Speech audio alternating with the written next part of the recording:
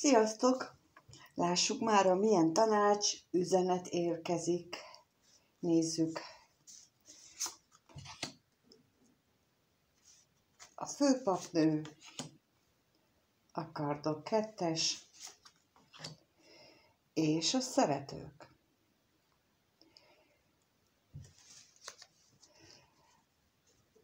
A szeretők ugyan 6-os kártya, de mindegyik egy-egy döntéshelyzetre utal. Egy döntéshelyzetre, ami elég nehéz. Az egyik esetben azt mondja, hogy hallgassak a megérzéseimre, vagy a fizikai világban tapasztalt eseményeket részesítsem előnybe. A másik esetben azt mondja, hogy hallgassak a szívemre, vagy inkább az eszemre hallgassak. És a harmadik lap pedig arról beszél, hogy fogalmam sincs, hogy mit csináljak. És inkább nem csinálok semmit. Csak ülök, aztán lesz, ami lesz. Hagyom dőlni magam körül a világot, mert én nem vagyok hajlandó beleállni ebbe az egészbe. Ez nagyon erőteljesen utal arra, hogy akik ti nézitek, van az életetekben olyan helyzet, ahol dönteni kellene. Kinek egyik, kinek másik, és vannak, és legtöbbötök szerintem nem hozza meg ezeket a döntéseket. Halogatja, elodázza, majd ekkor, majd akkor, valamihez köti, mert például akkor majd jobb lesz, akkor majd könnyebben tudok dönteni, meg szóval nem fog jönni az az idő, amikor könnyebb lesz a döntés. Ezek most nekem ezt mondják, ezek a lapok. Nem lesz olyan helyzet, amikor könnyebb lesz.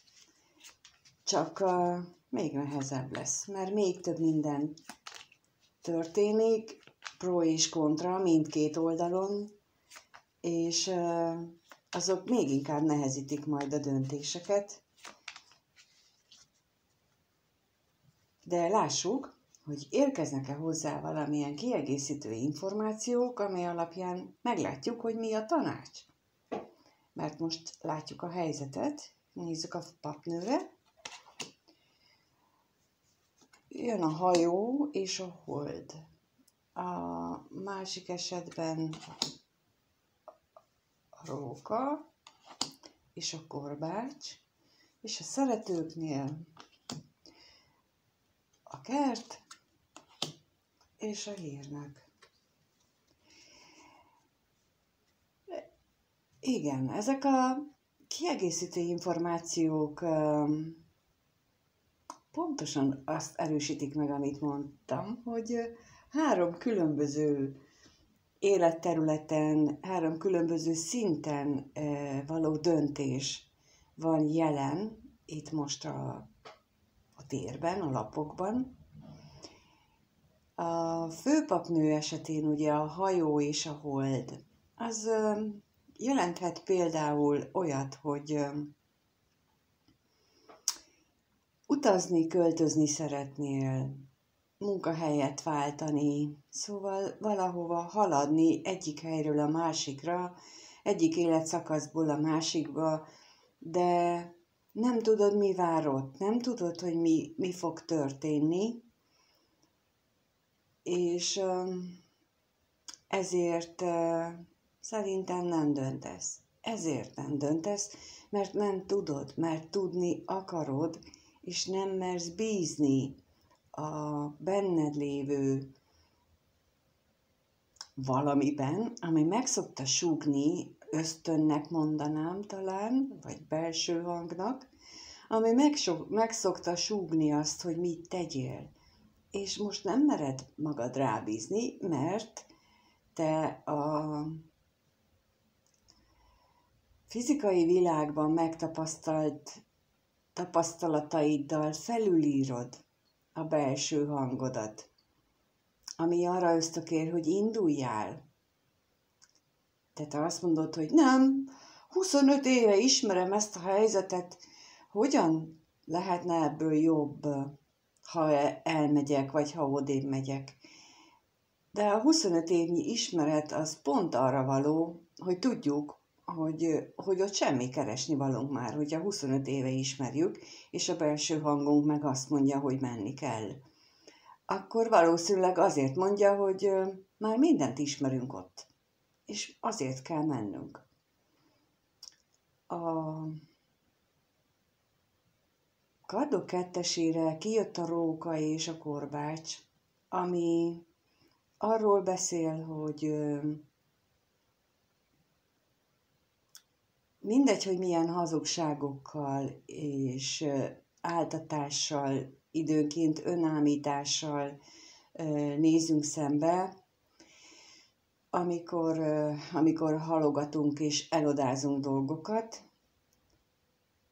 ez mindenképpen fájdalommal jár. Akkor is fájdalommal járna, ha végre meghoznánk a döntést, de tulajdonképpen, ha őszinték vagyunk magunkhoz, az elodázással is fájdalmat okozunk, nem csak magunknak, másoknak is. És ezt nem akarjuk belátni, nem akarjuk látni, ezért bekötjük a szemünket, behunjuk, becsukjuk a szemünket, és nem akarjuk látni azt, hogy tényleg fájdalmat okozunk mindenkinek, nem csak magunknak.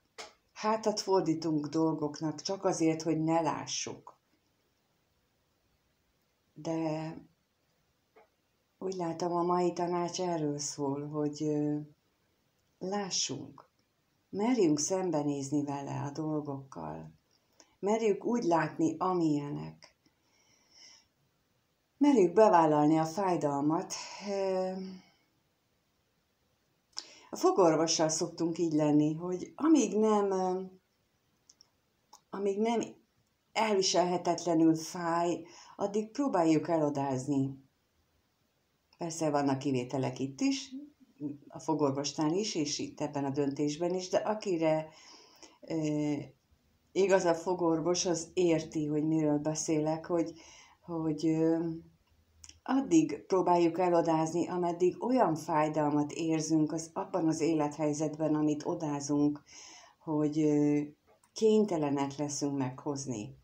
És ott nagyon nagyot sújt a korbács, és nagyon mély sebet hagy maga után. Tényleg ezt akarjuk? Tényleg erre várunk mindig? Megvárjuk, ameddig mély sebeink lesznek? És a Szeretők lapjával azt mondja, hogy a kert és a hírnök, hogy az érzéseinket, az agyalásainkat kimerjük mutatni a világnak? Vagy mindig arra várunk, hogy valaki jöjjön és megerősítse az önbizalmunkat, megtámogasson bennünket, és azt mondja, hogy persze, jó lesz az úgy, vagy mire várunk? Mikor merjük azt mondani nyilvánosan, hogy én ezt szeretném, és én vállalom, hogy én ezt szeretném? Miért kell ahhoz más támogatása? Nem más fogja megélni, nem más fogja elviselni, ha jót, ha rosszat mondanak ránk, hanem mi. Akkor miért várunk valaki másra? Nekem a mai tanács erről szól, hogy teljesen mindegy, hogy milyen élethelyzetben kell meghoznunk a döntéseinket, semmiképp sem úszhatjuk meg azt, hogy fájdalmat éljünk át, semmiképp sem tudhatjuk előre, hogy mi lesz belőle, és semmiképp sem várjunk arra, hogy majd valaki megmondja, hogy mit tegyünk, mert minden dolgunkat csak mi magunk tudjuk. Mindig csak magunk. És ha bárki befolyásolni akar, vagy bárki meg akarja mondani, hogy mi a helyes számunkra, ő nem ismer bennünket. Lehet, hogy mi sem magunkat? Talán ez a tanács, hogy először ismerjük meg magunkat, és aztán vállaljuk fel azt, akik vagyunk, azt, amit érzünk belülről, érzéseinket, a belső hangunkat, és a döntéseinket is vállaljuk el olyannak, amilyenek, és azok jók lesznek.